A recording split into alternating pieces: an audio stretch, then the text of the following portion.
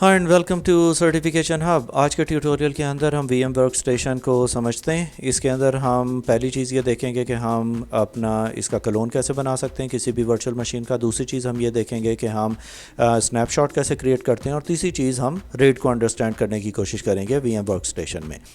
अब अगर आप कोई भी पेनिट्रेशन टेस्टिंग या कुछ भी कर रहे हैं तो एक ऑपरेटिंग सिस्टम को दोबारा से इंस्टॉल करना एक बहुत बड़ा टास्क होता है। तो उसके लिए बेहतर तरीका ये होता है कि हम एक अपना जो ऑपरेटिंग सिस्टम जो हमने इंस्टॉल किया हुआ है उसका क्लोन बना लें। क्लोन उसकी एग्जैक्ट वही कॉपी होती है with same settings, configurations and each and everything, लेकिन दोनों मशीन्स का आईपी एड्रेस डिफरेंट होता है। उससे हमें ये फ़ायदा हो जाता है कि हमें दोबारा से एक ऑपरेटिंग सिस्टम नहीं बनाना पड़ता। अब ये आप देख रहे हैं कि यहाँ पे मेरे पास एक वर्चुअल मशीन है जो कि विंडोज़ 11 की है और यहाँ पे उसकी कॉन्फ़िगरेशन भी आपको नज़र आ रही है कि 2 प्रोसेसर, मैंने 4 GB रैम और 64 GB हार्ड ड्राइव स्पेस इसे दी है। अब अगर मैं इसका क्लोन बनाना चाहता हूँ तो राइट क्लिक करूँगा, इसके ऊपर मैनेज पे जाऊँगा और उसको यहाँ पे क्लोन को क्लिक करके हमारे पास ये स्क्रीन देगा। हम इसे नेक्स्ट के ऊपर जाएंगे और नेक्स्ट पे जाके मैं यहाँ पे कोई चेंज नहीं करूँगा, इसे इसकी करंट स्टेट के ऊपर ही इसकी वर्चुअल मशीन बनाऊँगा और इसे नेक्स्ट क्लिक करूँगा मैं। लेकिन आप ये देखें कि बेहतर ये होता है कि आपकी मशीन के ऊपर पहले से कोई स्नैपशॉट्स ना बने हो, नहीं तो आप जब स्नैपशॉट्स के साथ इसका क्लोन बनाते हैं तो नेचुरली उसे टाइम भी ज़्यादा लगता है और स्पेस भी ज़्यादा लेता है। तो मैं यहाँ पे इसे क्रिएट फुल क्लोन कर दूंगा और उसके बाद नेक्स्ट करूँगा। उसे नाम भी ऐसे ही रहने दूंगा जो मुझे बता रहा है। जैसे कि आप देख रहे हैं यहाँ पे इसने लिख दिया क्लोन ऑफ विंडोज़ 11 और वही लिख के मैंने यहाँ पे नेक्स्ट कर दिया। अब ये थोड़ा टाइम लेगा इसका क्लोन बनाने के लिए और जब ये क्लोन रेडी होगा तो लेफ़्ट साइड पे हमारे पास एक और वर्चुअल मशीन ऐड होगी जिसका नाम होगा क्लोन ऑफ विंडोज़ 11 2024 और आगे मैंने उसका एक नंबर लिखा हुआ था। अब इसे थोड़ा सा टाइम देते हैं, जब ये कंप्लीट होता है तो फिर मैं आपको उसे भी एक्सप्लेन करता हूँ।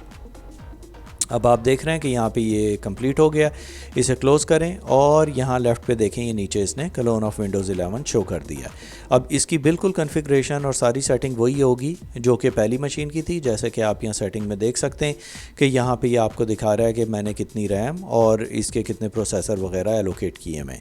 अब जब आप दोनों वर्चुअल मशीन्स को रन करना चाहते हैं तो आप एक एक करके दोनों वर्चुअल मशीन्स को स्टार्ट करते हैं। वो दोनों आपकी वर्चुअल मशीन स्टार्ट होंगी और मैं आपको दिखाऊँगा कि दोनों वर्चुअल मशीन्स का आईपी एड्रेस डिफरेंट है ताकि हम उसे डिफरेंट ऑपरेशंस के लिए यूज़ कर सकें। अब ये मशीन्स मेरी स्टार्ट हो रही हैं, दोनों मेरी एक्चुअल मशीन भी और क्लोन भी। और यहाँ पे देखें कि एक्चुअल मशीन का मेरा IP 28 आया है और मेरी जो मैंने उसे पिंग करके भी देख लिया है जो इसका क्लोन है। और क्लोन मशीन के ऊपर भी अभी मैं जाके आपको उसकी कॉपी भी दिखाता हूँ कि यहाँ पे इसने 28 IP दिया है, 29 उसका IP था।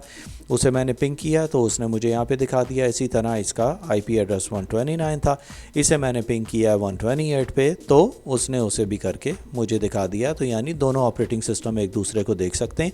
अब हमने अगर कोई भी ऑपरेशन करने हैं, आपने पेनिट्रेशन टेस्टिंग करनी है, कुछ भी आप सब कर सकते हैं। और आप यहाँ पे देख रहे हैं कि मैंने खाली ऑपरेटिंग सिस्टम के भी क्लोन इसी तरह बनाए में ताकि मेरा टाइम सेव हो, मुझे बार बार ऑपरेटिंग सिस्टम इंस्टॉल ना करने पड़े। अब नेक्स्ट चीज़ हम ये देखते हैं कि हम किस तरह किसी भी ऑपरेटिंग सिस्टम के स्नैपशॉट्स ले सकते हैं और स्नैपशॉट्स क्या होते हैं। अब किसी भी मशीन का स्नैपशॉट लेना है, आप राइट क्लिक करें, उसके ऊपर आप स्नैपशॉट्स में जाएंगे और यहाँ पे आपने अगर कोई स्नैपशॉट पहले लिए हुए हैं वो आपको यहाँ पे नज़र आएंगे।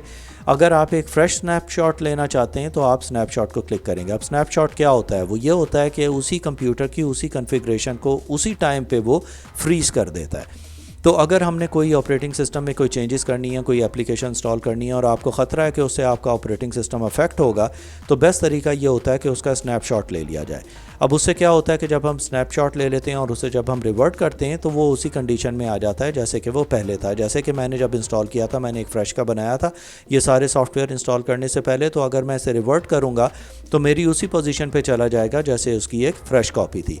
अब मैं अगर आपको यहाँ पे दिखाऊं कि मैं अभी आपका स्नैपशॉट इसका लेना चाहता हूँ इसी कंडीशन में, तो मैं यहाँ इसका नाम दूंगा, फॉर एग्जांपल टेम्परेरी मैं नाम इसका रख दूंगा और इसका स्नैपशॉट ले लूँगा। तो ये आपका स्नैपशॉट क्रिएट कर देगा और आपके कंप्यूटर को इसी करंट स्टेट के ऊपर सेव कर देगा जो कि अभी चल रही है। उससे क्या होगा कि जब मैं इसके ऊपर कोई भी फाइलें बनाऊंगा और इसे रिवर्ट करूंगा तो ये मुझे इसी स्टेट में ले आएगा जिस स्टेट में ये अभी है। अब ये स्नैपशॉट कंप्लीट हो रहा है, ये कंप्लीट हो गया। यहाँ पे मैं इसे देख रहे हैं आप, वहाँ पे वो टेम्प का आ गया है एक उसकी टाइमलाइन के अंदर कि ये मैंने स्नैपशॉट इसका क्रिएट किया था।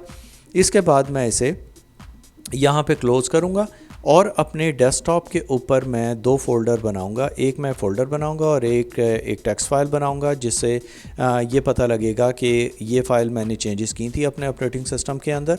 राइट क्लिक किया, यहाँ पे न्यू में आए और एक फ़ोल्डर बना दिया।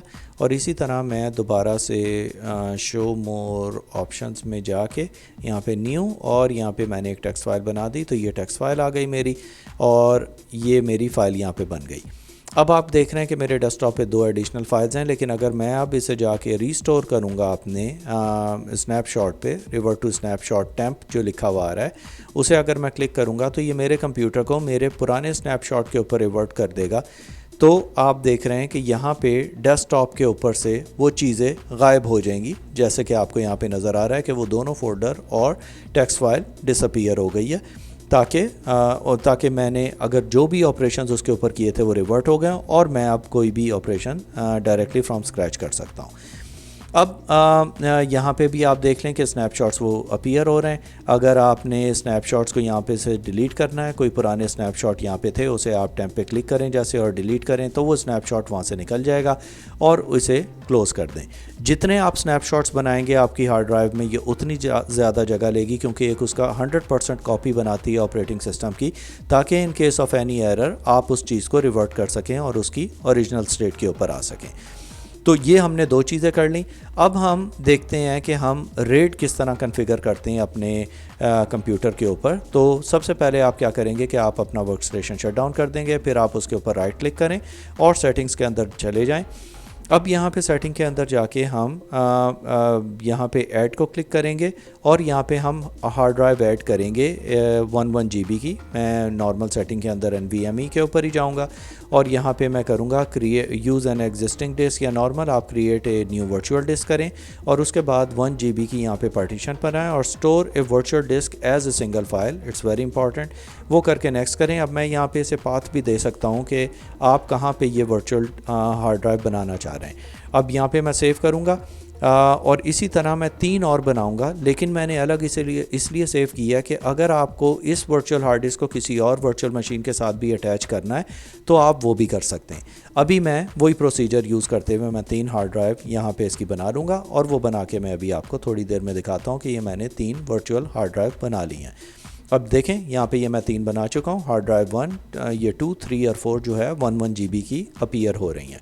उसके बाद आप अपनी वर्चुअल मशीन को स्टार्ट करेंगे और जब आपकी वर्चुअल मशीन स्टार्ट हो जाएगी तो हमें इन डिस्क को रिकग्नाइज़ करवाना पड़ेगा। तो मैं यहाँ पे शो मोर ऑप्शंस में जाऊँगा राइट क्लिक करके और यहाँ पे मैनेज को क्लिक करूँगा और मैनेज में क्लिक करने के बाद मैं डिस्क मैनेजमेंट के अंदर जाऊँगा और डिस्क मैनेजमेंट के अंदर जैसे ही जाएंगे तो वो हमें शो करेगा कि ये 3 हार्ड ड्राइव्स हैं जो कि ऐड हुई हैं। उसे हम GPT को ही सेलेक्ट करते हुए ओके करेंगे तो ये तीनों हार्ड ड्राइव यहाँ पे ऐड हो जाएंगी। अब आप देखें कि मैंने यहाँ पे ये तीनों को ऐड कर दिया। अब मैं यहाँ पे ऑपरेशन करके दिखाऊंगा कि आप किस तरह इन तीनों को यूटिलाइज़ कर सकते हैं फॉर रेट कंट्रोलर या दूसरी चीज़ों के लिए। अभी ये क्योंकि इंडिविजुअल फाइल्स हैं, अब फॉर एग्जांपल मैं ये चाहता हूँ कि मेरे पास पुरानी हार्ड ड्राइव है, मेरे कंप्यूटर में पुरानी हार्ड डिस्क हैं, उन्हें उनके डिफरेंट साइज़ कैपेसिटीज़ हैं, मैं उन सबको कंबाइन करके एक बड़ी स्टोरेज चाहता हूँ जिसके अंदर मैं बहुत सारा डेटा सेव कर लूँ। तो ये उसकी एक एग्जांपल है कि जैसे आपके पास 3 पुरानी हार्ड ड्राइव थी 1 GB की। अब यहाँ पे मेरे पास कोई पार्टीशन इस वक्त या ड्राइव शो नहीं हो रही है, तो मैं क्या करूँगा कि मैं इसके ऊपर राइट क्लिक करूँगा और यहाँ पे मैं जाके सेलेक्ट करूँगा स्पेंड वॉल्यूम। अब स्पेंड वॉल्यूम का मतलब होता है कि जितने भी मेरे पास हार्ड ड्राइव्स हैं वो मैं उसके अंदर एक एक करके ऐड कर दूँगा। तो आप देख रहे हैं क्योंकि 1 GB की पार्टीशन थी, तो जब 1 GB की हार्ड डिस्क थी, जब मैं इसे कंबाइन करूँगा तो मेरे पास यूजेबल कैपेसिटी 3 GB आनी चाहिए। इसे मैंने फिनिश किया और यहाँ पे मैंने इसका नाम रख दिया स्टोरेज और फिर मैंने इसे नेक्स्ट किया। तो यहाँ पे ये कहेगा कि उसे बेसिक डिस्क में बनाना है, उसे कन्वर्ट करेगा और यहाँ पे नीचे अभी आपको एक हार्ड ड्राइव शो होगी जो कि 3 GB की होगी। अब आप देख रहे हैं कि पहले मेरे पास हार्ड ड्राइव अगर 1 GB थी तो उसके ऊपर सिर्फ मैं 1 GB स्टोर कर सकता था डेटा, लेकिन अब मैंने कंबाइन कर दिया है तो मैं 3 GB कैपेसिटी इसकी यूज़ कर लिया है। इसे हम लॉजिकल यूनिट नंबर लन भी कहते हैं, जिसके थ्रू हम जितने भी लॉजिकल यूनिट्स हैं हमारी हार्ड ड्राइव को कंबाइन करके हम उसे एक बड़ा लॉजिकल यूनिट नंबर बना देते हैं जो कि हमें एक फुल कैपेसिटी यहाँ पे शो कर रहा है। अब ये हमने समझ लिया। अब मैं दोबारा से यहाँ पे इन्हें डिलीट कर देता हूँ वॉल्यूम्स को, और यहाँ पे अब मैं रेड इसके ऊपर कॉन्फ़िगर करके दिखाऊंगा कि हम रेड किस तरह कॉन्फ़िगर कर सकते हैं। अब ये हमारे पास दोबारा अनएलोकेटेड ड्राइव्स आ गई। अब इसके अंदर मैं एक न्यू मिरर्ड इमेज बना रहा हूँ, और इस मिरर इमेज के अंदर क्योंकि सिर्फ 2 हार्ड ड्राइव आ सकती हैं, तो मैंने उसे एक और हार्ड ड्राइव को ऐड किया, उसे मैंने नेक्स्ट किया, और यहाँ पे मैंने इसका नाम रेड लिख दिया जो कि RAID है। नेक्स्ट किया और इसे फिनिश कर दिया। अब आप यहाँ पे देखेंगे कि मेरे पास एक और हार्ड डिस्क यहाँ पे जनरेट होगी जिसका नाम रेड होगा, लेकिन उसके अंदर क्या है कि वो 2 हार्ड डिस्क के कंबाइंड है कि आप वहाँ देख रहे हैं लेफ़्ट पे उसने उसे रेड कर दिया है और उसका स्टेट हेल्दी कर दिया। अब अगर मैं इसके अंदर एक फ़ोल्डर बना देता हूँ, जैसे न्यू फ़ोल्डर, ये मेरा फ़ोल्डर यहाँ पे जनरेट हो गया, और यहाँ पे आप देख सकते हैं कि मेरी ऊपर रेड ड्राइव आ रही है और नीचे न्यू फ़ोल्डर है। अब अगर मैं जैसे एक ड्राइव को ऑफलाइन कर देता हूँ, सपोज़ आपकी हार्ड ड्राइव एक फ़ेल हो गई, लेकिन आप देख रहे हैं कि आपका डेटा वहीं पे मौजूद है क्योंकि ये रेड के ऊपर था, तो दोनों हार्ड ड्राइव के ऊपर सेम इन्फॉर्मेशन कॉपी हुई थी। उसी की कॉपी पहली हार्ड ड्राइव की दूसरी में थी और दूसरी की पहले में, तो अगर कोई हार्ड ड्राइव फेल भी होगी तब भी हमारा डेटा सेव होगा। इसलिए हम रेड लेवल मिररिंग सेलेक्ट करते हैं ताकि उसकी 100% कॉपी हमारे पास दूसरे वॉल्यूम के ऊपर रहे। अब मैं इस चीज़ को अगर मैं राइट क्लिक करके यहाँ पे दोबारा से इसे ऑनलाइन लेके आऊँगा तो ये ऑनलाइन होगा, और जो मिसिंग हार्ड ड्राइव है वो हमारा साइन डिसअपीयर हो जाएगा क्योंकि दूसरी हार्ड ड्राइव अगेन वहाँ पे आ गई है, उसे पता लग गया है कि ये हार्ड ड्राइव मौजूद है और हमारा डेटा वहीं का वहीं मौजूद है। अब मैं एक और चीज़ यहाँ पे ये करके देखता हूँ कि ये जो मेरी एक हार्ड ड्राइव थी इसके अंदर, उसे मैं यहाँ से निकाल दूँगा रिमूव मिरर। तो मैं इसमें से मिरर में से जो मैंने पहली हार्ड ड्राइव सेलेक्ट की हुई थी उसे यहाँ से निकाल दिया। अब उसकी जगह मैं एक और हार्ड ड्राइव जो कि एक नई है वो डालूँगा, लेकिन आप देख रहे हैं कि मेरा डेटा वहीं का वहीं है, डेटा को कोई नुकसान नहीं हुआ। अब मैं एक नई ड्राइव ऐड करूँगा यहाँ पे, इसे मैं राइट क्लिक करूँगा इसके ऊपर, और जो मेरी मिरर है पहले उसके ऊपर राइट क्लिक करूँगा, उसके बाद मैं करूँगा ऐड मिरर, और ऐड मिरर करके मैं हार्ड ड्राइव 3 ऐड करूँगा यहाँ पे और इसे ओके कर दूँगा। तो उसने अब मेरी हार्ड ड्राइव 3 को पार्ट ऑफ मिरर एरे बना देगा इसके ऊपर, ताकि मेरी यहाँ पे वो इसके अंदर उसी तरह डेटा को मेंटेन करे। लेकिन आप देख रहे हैं कि डेटा मेरा अभी भी वहीं का वहीं मौजूद है। इस तरह हम विंडोज़ 10 को यूज़ करते हुए, विंडोज़ 11 को यूज़ करते हुए अपने मिरर को जनरेट कर सकते हैं। तो हमने कवर किया कि हम क्लोन कैसे बनाते हैं, हम स्नैपशॉट्स कैसे लेते हैं, और हम मिररिंग और रेट कैसे कॉन्फ़िगर कर सकते हैं अपने वर्चुअल मशीन्स पे।